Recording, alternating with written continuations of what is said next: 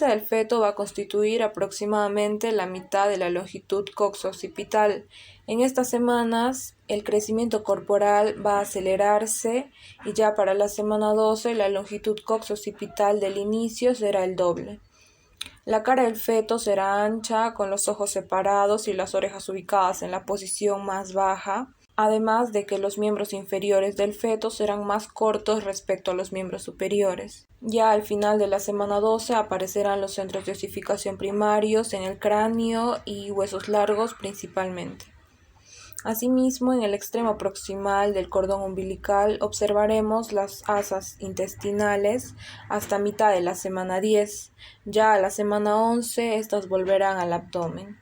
Durante la semana 9 el hígado será el órgano principal en la eritropoyesis y para la semana 12 pasará a asumir este rol el vaso.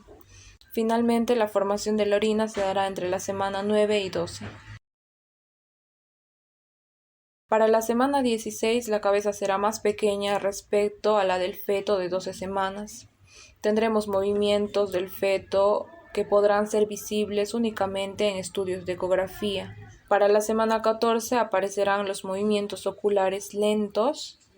Asimismo, la osificación del esqueleto fetal será activa y claramente visible. Hacia la semana 16 los ovarios se diferenciarán, tendremos a los folículos primordiales y ovogonias, y los genitales ya podrán reconocerse hacia la semana 12 y 14. Para este periodo el ritmo del crecimiento se va a reducir, pero la longitud coxoccipital seguirá aumentando. La madre ya podrá percibir los primeros movimientos fetales y el feto se encontrará cubierto por el vernix caseoso, que es una capa de grasa con la función principal de brindar protección al feto. Tendremos el crecimiento de cejas y pelo visibles para la semana ya 20 y el feto además estará cubierto por el lanugo, que será un pelo fino ubicado sobre la piel. Se dará la formación de la grasa parda con la función de brindar calor al feto. Ya a la semana 18 tendremos la formación del útero fetal y a la semana 20 el inicio del descenso de los testículos. Durante este periodo se produce un incremento del peso corporal. Hacia la semana 21 se inician los movimientos oculares. Las células epiteliales secretoras de las paredes intraalveolares de los pulmones comienzan a secretar surfactante. Las uñas aparecen en la semana 24. En los fetos nacidos antes de la semana 26 de gestación hay un riesgo elevado de discapacidad por inmadurez nerviosa. Si el parto prematuro tiene lugar durante este periodo, es habitual que el feto sobreviva siempre y cuando reciba cuidados intensivos. Los párpados se abren durante la semana 26, al tiempo que el lanugo y el pelo de la cabeza ya están bien desarrollados.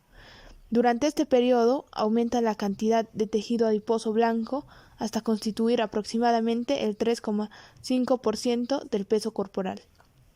Este proceso finaliza en la semana 28, cuando la médula espinal se convierte en el órgano principal para la eritropoyesis. El reflejo pupilar se puede inducir a las 30 semanas. Generalmente, al final de este periodo, la piel tiene una coloración rosada y es lisa, y las extremidades superiores e inferiores muestran un aspecto regordete. Los fetos que nacen a las 35 semanas presentan un agarre firme y muestran orientación espontánea a la luz. A las semanas 36, los perímetros de la cabeza y el abdomen son aproximadamente iguales. A la semana 37, la longitud del pie fetal es ligeramente mayor que la longitud del fémur y representa un parámetro alternativo para confirmar la edad del feto. La fecha estimada del parto de un feto es de 38 semanas. Aproximadamente el 12% de los niños nacen entre 1 y 2 semanas después de la fecha esperada del parto.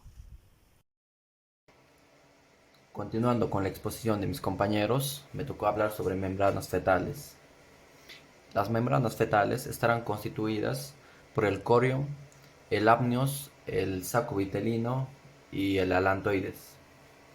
Las membranas fetales se van a formar a partir del cigoto, pero estos no van a participar directamente en la formación del embrión, tampoco del feto, pero excepto algunas porciones del saco vitelino y del alantoides.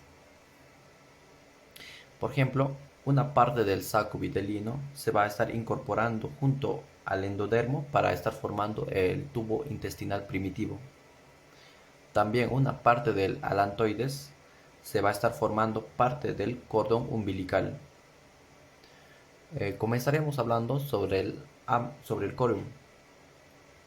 El corium es la conformación del citotrofoblasto, el sincitiotrofoblasto y la placa coriónica. El corium va a estar formando la pared del saco coriónico, también del saco amniótico y del saco vitelino. Un dato extra es que en el polo embrionario, el corium más la decidua basal van a formar la placenta. Luego hablaremos del amnios. El amnios es una bolsa amplia que contiene el líquido amniótico, también al feto. Va a estar en relación con la cara fetal de la placenta. El amnios, al contener el líquido amniótico, va a tener algunas funciones. El fluido va a amortiguar los movimientos bruscos. También va a permitir el movimiento del feto y va a evitar que el feto se adhiera a la bolsa amniótica. Hablaré también del saco vitelino. Es una estructura embrionaria con forma de saco que va a estar adosado al embrión y que en sus primeras etapas le va a servir de sistema circulatorio.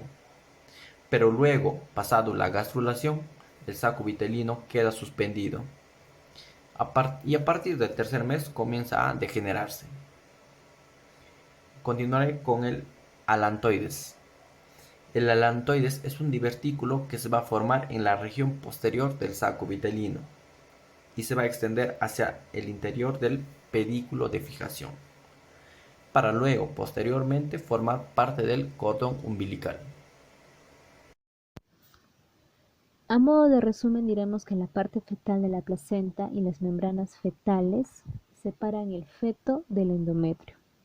Esto se va a dar a través de la placenta, que va a producir el intercambio de sustancias como nutrientes y oxígeno entre las circulaciones materna y fetal.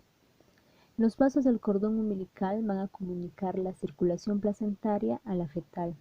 El corium, el amnios, la vesícula umbilical y la alantoides van a representar las membranas fetales desarrolladas a partir del cigoto, pero no van a participar en la formación del embrión ni del feto, excepto pequeñas porciones del saco vitelino y alantoides. Una parte del saco uterino se incorpora al embrión como primordio del intestino primitivo, y el alantoides forma un cordón fibroso conocido como urago en el feto y el ligamento umbilical medio en el adulto. Entonces diremos que la placenta es el órgano que facilita el intercambio de nutrientes y gases entre los compartimientos materno y fetal. Eso se va a dar al inicio del cuarto mes, que va a poseer dos componentes: el componente fetal o porción fetal y la porción materna.